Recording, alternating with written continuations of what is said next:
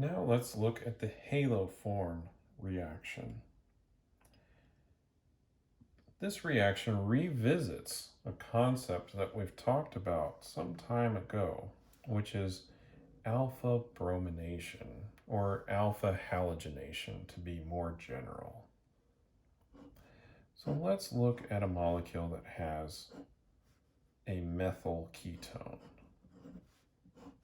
So here's our methyl group, and then the other side is kind of covered up, so we'll only be considering this portion. It's not necessary that this side not undergo bromination or halogenation, but for the simplicity of what we're doing here, I've chosen to cover that up, just so that we only have to concern ourselves with this side of the molecule. So in the first step, we'll be adding bromine to this alpha hydrogen or alpha carbon under basic conditions. And if you recall, if we're choosing basic conditions, then we will fully brominate.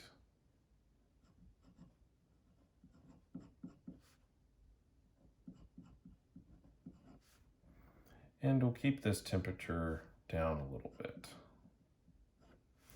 Not quite ice, but definitely cooling the reaction. And then in step 2, we're going to add sulfuric acid.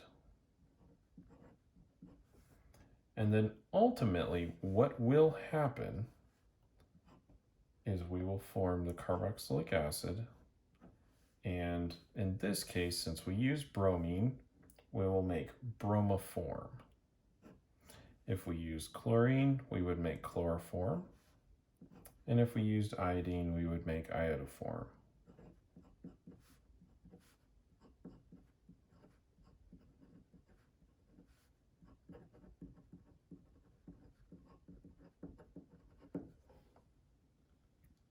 So let's just recall alpha halogenation under basic conditions.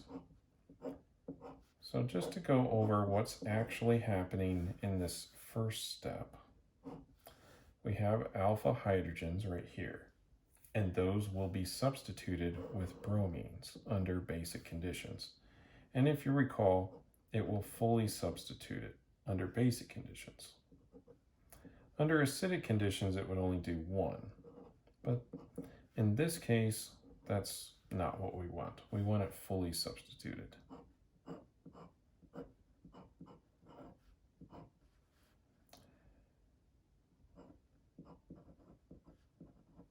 So now we have 3 bromines on here, and we formed something that is a much better leaving group.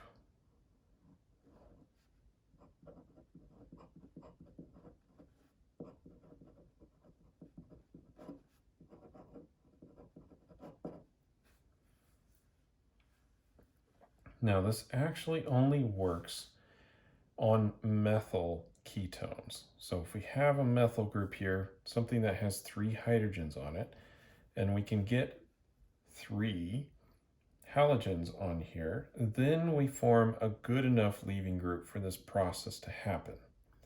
If you do not have 3, let's say this was an ethyl group and we'd only have 2 hydrogens here that we could substitute, that leaving group is not quite good enough for this process to continue. And so it will not happen. You will only see this happen if you have a methyl ketone.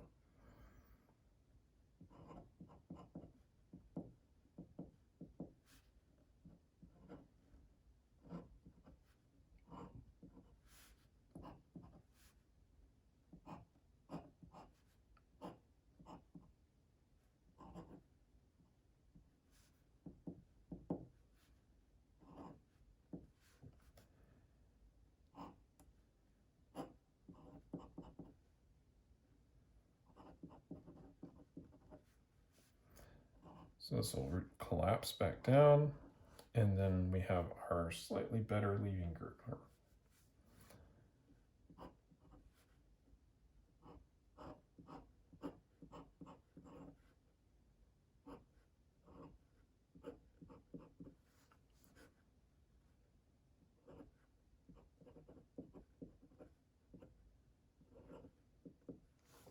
Now, this is quite reactive as this is a carbon with a negative charge on it. And so while this 3 halogens are trying their best to stabilize the negative charge there, it is going to steal the proton off of that newly formed carboxylic acid, which is the reason why we have an acid workup step as our second step.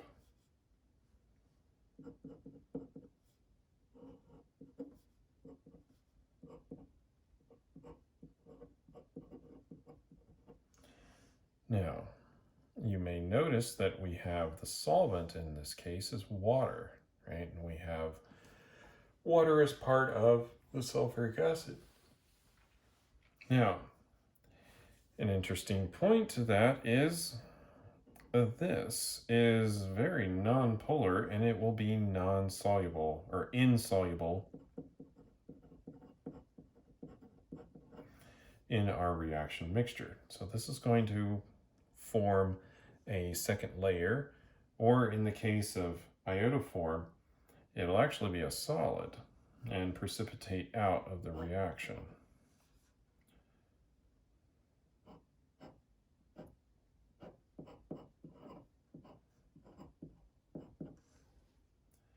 And of course, we'll also make our carboxylic acid. Now, as mentioned previously, you must be able to get 3 halogens onto the carbon. So this will only work with a methyl ketone. That way, this will be stable enough to leave. Second, historically, one of the tests to see if you have a methyl ketone is to actually do the iodoform reaction. So add iodine and base, allow it to react, and then you'll notice a yellow precipitate forming. And if you do, then you know that you've had a methyl ketone in the reaction. And that's a test to see that. Now, that's probably more of historical significance than it is now that we have NMR and IR and mass spectrometry. Those are likely better ways to determine what the structure of the molecule is, since a haloform reaction would only tell you if you have a methyl ketone, and it won't tell you anything about the rest of the molecule. But if you don't have access to those other methods, you may still wish to perform this reaction. Or perhaps you do want the haloform, like you want either bromoform or iodoform as one of your products. In that case, this reaction would be a good choice.